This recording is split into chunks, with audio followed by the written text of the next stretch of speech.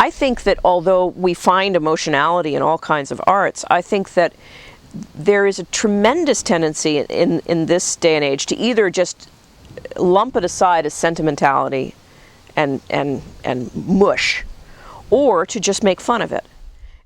April Bernard's latest book, Romanticism, is a poetic experiment, an attempt to capture the intense emotion of the Romantic era in a modern idiom.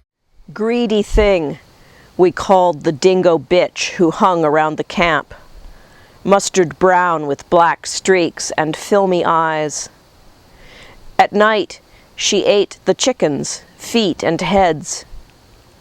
Her ruff rose spiky when she menaced the children until they gave her their sandwiches. We threw stones, which she always licked, once or twice, in case.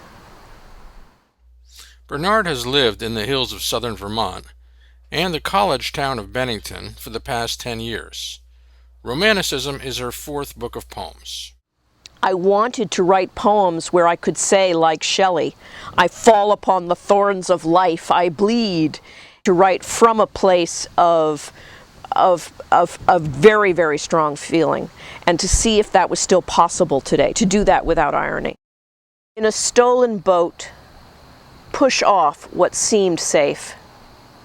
The fishing dock, pitch pines, children glazed to sheen by ruthless summers.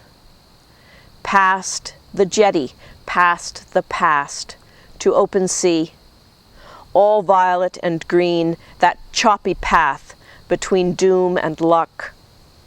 Put your back into it and row. Romanticism is a particular period in cultural history. It involves the primacy of the individual, the primacy of individual feeling, and the things that come from that, including everything from revolution to experiments with intimate relations, which is what the Romantic poets were famous for. Poets definitely draw on the past, but we also write to the past. And I often say this to students. I say, the dead want to hear from you. You have to read. Read, read, read. If there's three things, read, read, read.